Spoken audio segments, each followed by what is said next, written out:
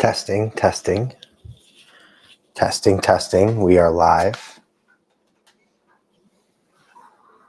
How are you this evening or this morning, whenever you may be watching this?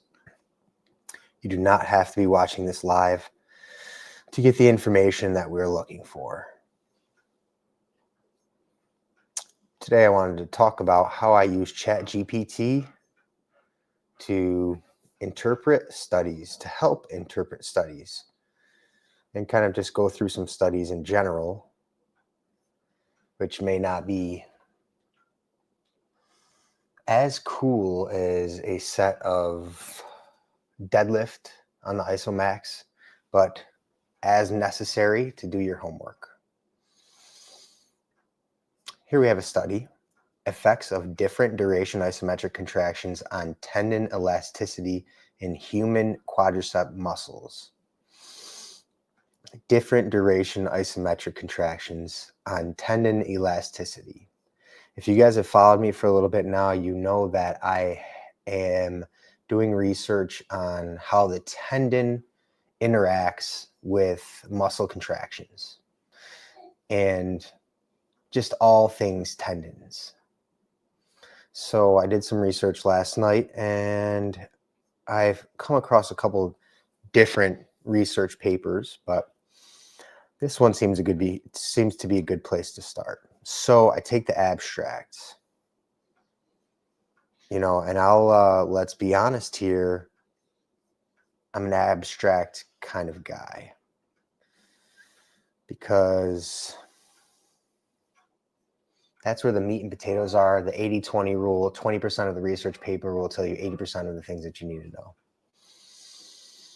So let's see if I can't get Chatgpt up for you guys now. Okay, we'll just stay right here. How about that? We'll stay right here. How does this look for you guys? Okay. Now I go into Chatgpt, as you see here, and I type in, please explain this abstract to me like I am in, we'll say, 9th grade. No offense to you, no offense to me. Let's see what it comes up with. As you see, it's populating here.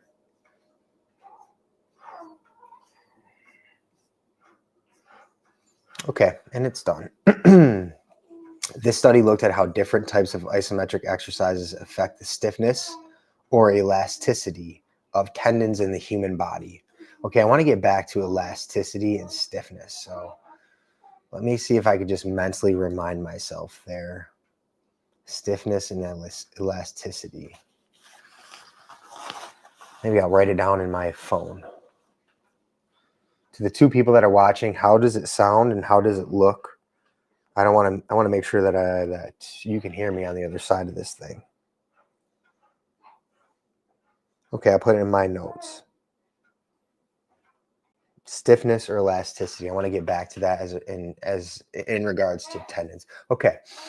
Anyway, tendons connect muscles to bones, and their stiffness can impact strength, movement, and injury risk. 8 young men trained one leg using short muscle contractions and the other leg using long contractions for 12 weeks, 4 days per week. Short duration training, 3 sets of 50 reps, 1 second contraction, 2 second rest. Long duration training, 4 sets of contractions lasting 20 seconds with 1 minute rest in between. Both training styles had the same overall workload. 50 is 150, okay. 1 second, 3 sets of 50 reps, it's 150 times. Okay, anyway. They used ultrasound to see how much the tendon stretched when force was applied and tested leg strength before and after training. Okay, both types of training increase strength, about 32 to 34%. Okay, one of the main reasons why I like using Chatgpt is the math. Sometimes the numbers and the formulas within a research paper can get overwhelming, and then Chatgpt just puts it down into simplest form here, about 32 to 34% improvement. Both types of training increase strength, 32 to 34% improvement. That's a huge number. That's a huge number. Okay, both increase in muscle size in the quadriceps, about 7.5% growth. Another huge number, and this study alone can be helpful when trying to determine whether isometrics is good for hypertrophy. And it looks like both the short duration and the long duration muscle contractions helped with muscle size. The same. So when you're trying to think of growing muscle with isometrics, it looks like all the time under tension between 1 second and 20 seconds seems to be like it grows the same amount of muscle fiber. This is where it gets interesting, people. Only the long duration training increased tendon stiffness, meaning the tendon stretched less under high force, making it stronger and less elastic. The tendon stretched less under high force. So only the long duration training increased tendon stiffness. The tendon stretched less during long duration. The tendon stretched less during long duration. Short duration training didn't change tendon stiffness. So the tendon got stiffer during long duration training. Their long duration training, again, was 20 seconds. Okay, so what does this mean? Let's continue on. The duration of muscle contraction in isometric training can affect tendon stiffness. If the goal is to strengthen tendons and make them stiffer, longer duration contractions are more effective than shorter ones. Okay, so this is kind of what I wanted to explore here. So you guys understand what I just did there. I took this research paper, which was done in 2001. So I'd like to get something newer than that, but I took this research paper, I copied the abstract, I typed it into Chatgpt, I asked it to explain it to me in simpler forms, and it basically told me that longer contraction isometrics improves tendon stiffness. Now, what does tendon stiffness mean? Now, that's a whole nother beast. Let's get into that. Let's get Chatgpt up, and let's ask that. Okay, tendon stiffness.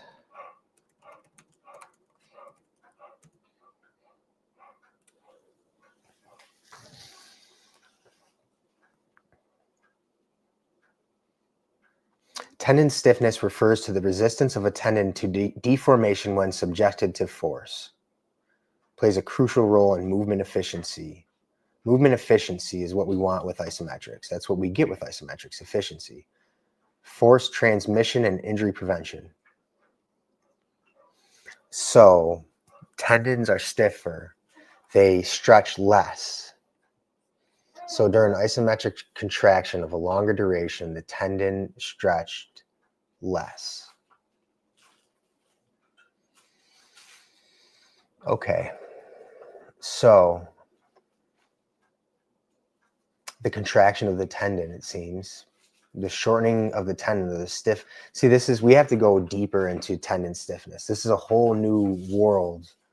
And why I want to learn about this is because if the tendon is pulling on the muscle, or if the tendon is stretching and the muscle is contracting, you're getting concentric and eccentric muscle action.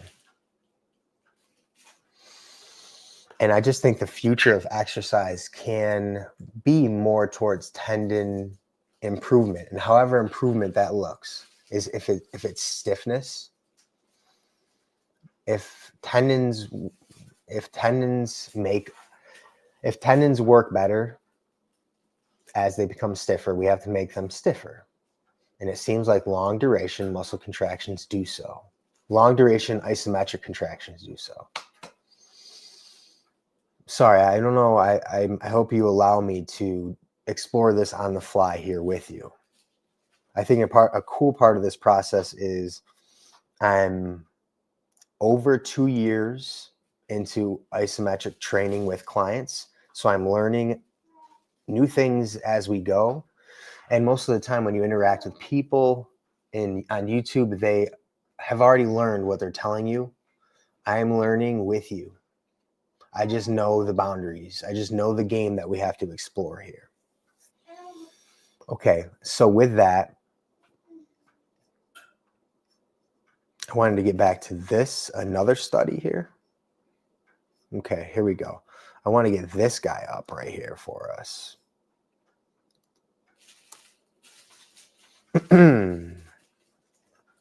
Muscle and tendon adaptations to moderate load, eccentric versus concentric resistance exercise in young and older males. Okay, so that's eccentric versus concentric. Do we have any sort of isometric testing in here? Otherwise, if not, we'll go back to Chatgpt right here. Then we'll say, please provide me research papers with links that study isometrics and tendon stiffness. Okay, let's see what we get here. Hopefully it gives us a link. Sometimes it does, sometimes it doesn't. Okay, effects of different duration. Okay, that's the one we just the one we just read. Effects of isometric training on the elasticity of human tendon structures. Different duration isometric tendon elasticity. That one's 2001. This one's 2007. Okay. How about, because I know that plyometrics are really relevant, let's go to this one. Plyometrics versus isometrics. How about that? Is that something you guys would be interested in? I just want to take some time to thank all of you. And if you're starting to, the power of isometrics, if you're just starting to get involved with them, you are well on your way, because they are powerful. So a lot goes a long way with them. So don't feel like you're late to the party. Just join the party. Join the party. Okay. So I'm sorry, guys, but I'm really just going to have to take this and copy and paste it into Chatgpt one more time, because I just got to do that, just because it's just easier. Please explain this study like I'm in 9th grade. I don't know how, I mean, man.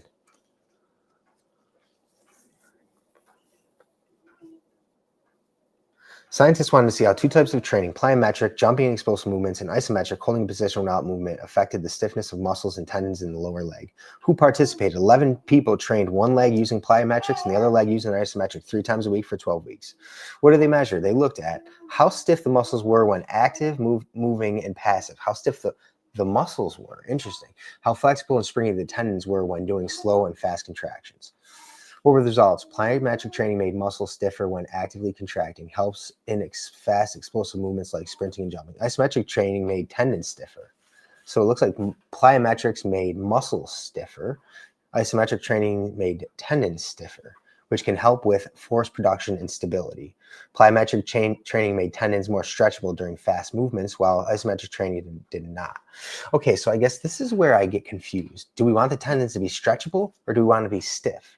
Neither training methods change passive muscle stiffness.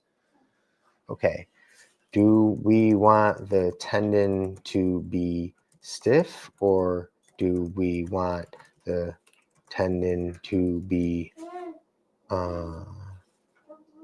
stretchable? Stretchable a word? I mean, Chatgpt said it's a word, so it must be a word.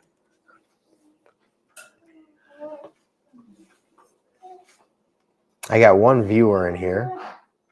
That's pretty cool. I wonder if you're following along with me right now. That's what we're looking for here. It depends on the activity and goal. Both stiff and stretchable tendons have benefits, and the ideal tendon quality depends on what you're trying to improve.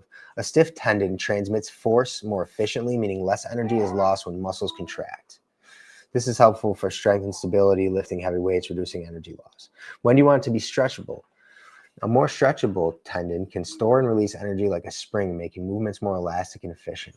Jumping and sprinting, reducing injury risk, endurance and agility. Which one is better? If you want to improve jumping, sprinting, or explosive power, you want a more stretchable tendon. If you want to lift heavier weights, improve joint stability, and rehab an injury, a stiffer tendon is better. Do isometrics. Interesting. So you do plyometrics to make a tendon more stretchable, and you do isometrics to make a tendon more stiff. We're battling opposite elements here. So we want the tendon to be both stretchable and stiff. This is what I mean about the tendon.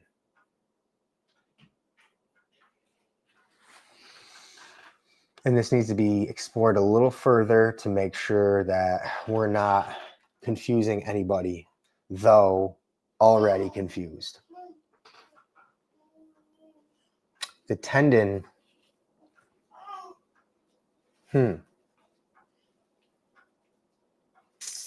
So let's take some time to explore this more as a community, as a group.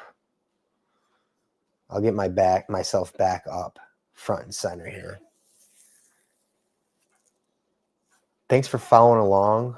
If you have, how about this? Let's do this. If you have some isometric studies that support dynamic exercise or plyometrics over isometrics in any area, send those to me, because I'm looking to put together a podcast about why you wouldn't do isometrics and the research that supports that side of it as well. But also to those that have good research papers that support the benefits of isometrics, send those over too, so I can do this. We can do it live.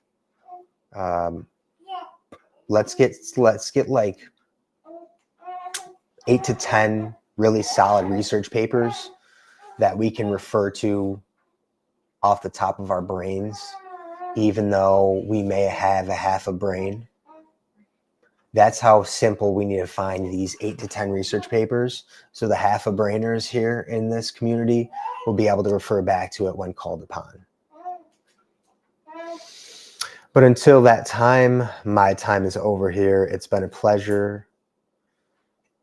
Like and subscribe. Let me just use this time, if you don't mind, if you're still here 18 minutes in, let me use this time to practice. Whoa. What just happened there? Let me use this to edit layout, new layout. Let me use this time to practice here, because I want to make sure I'm making the most of this StreamYard here. You see this in the top right corner, StreamYard. I want to make sure I'm making the most of it. I really wish that I can draw. Can I draw? Chalkboard?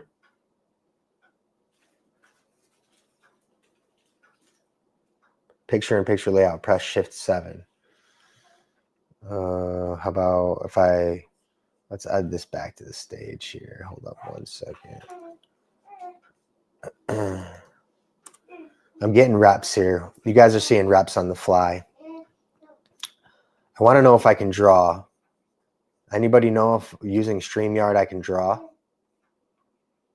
If not, it'd be very disappointing here. Now I'm just completely out of the shot. I might get back in. How do I get back in? Now I'm back in. Okay. All right. Wow, that one's kind of cool, right? All right, but I still need to figure out if I can draw here.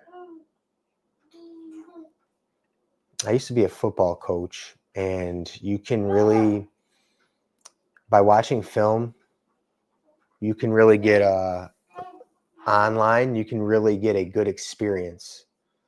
Anyone has any film to watch, but I'm trying to make the most of StreamYard, and it just seems like I can't draw on it. This must be some sort of ridiculous settings. No. Wow, I might need to upgrade people, huh? Well, I have 3 of you here in the chat. Does anybody have any questions before I go? I'd really like to be able to do the best that I can every day and perform under pressure, perform above pressure, perform in pressure, perform when no one's watching, perform when everyone's watching. Be better than you were yesterday, things of that nature. I want to always be prepared to make the game-winning play. And I want to have the opportunity to have the game-winning play present itself to me on the daily. So think of a game-winning play you had today. What was something that you were under pressure for and you rose to the occasion? There has to be something today. There has to be something today.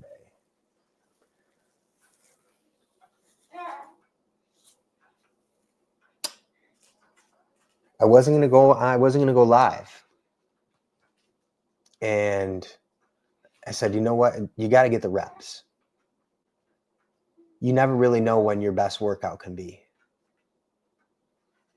So it's not about the results. It's about the process. So your next workout, you are fully process oriented. What was your most recent workout?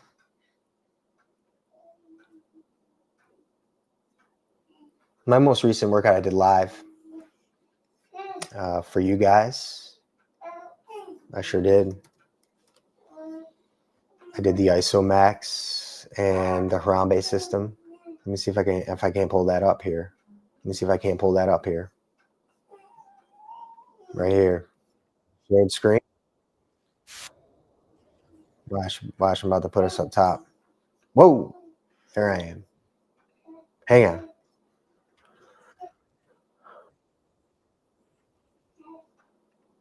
I got gassed at a couple of these here. This is the Harambe system.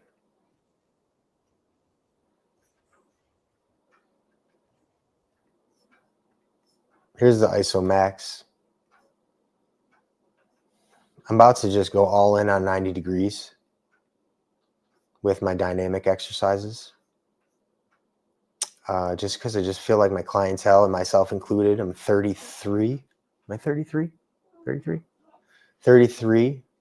And I'm really thinking of recovery. I'm really thinking of recovery and performance. You know, I don't always want to be in a state of fatigue. So, like, for example, this Zercher squat here using the Isomax, you know, I'm fiddling with volume and 90 degrees in the knees. Even as far as going is like separating the workouts to doing like 2 45-second isometric Isomax contractions. Like, I want to be performing and playing in 100% of 100% of myself and yourself. What else did I do here? I worked a little bit in with the bull worker. Push-pull action here. Do I have my book bag here? Someone was asking about this the other day. Let me just get myself out of here.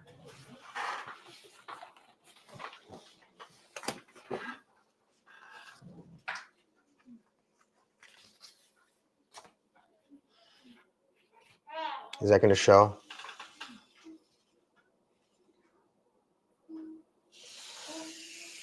So this is a yoga strap. And you loop it.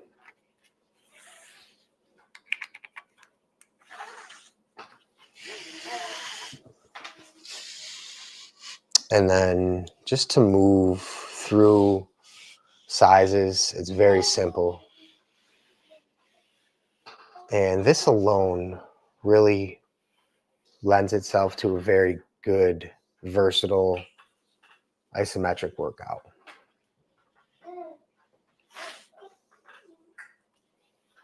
One of the things I've been working on is not using grip as much. Trying to work in as much exercise that I'm not holding my hands.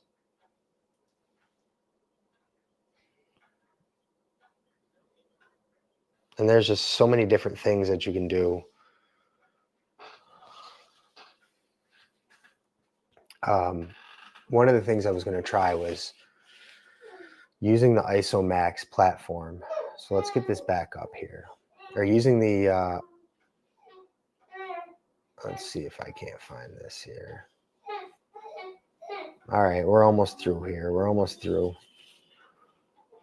Let's see if I can get this. So the platform on the Harambe system there, I'm going to loop this underneath the Harambe system platform.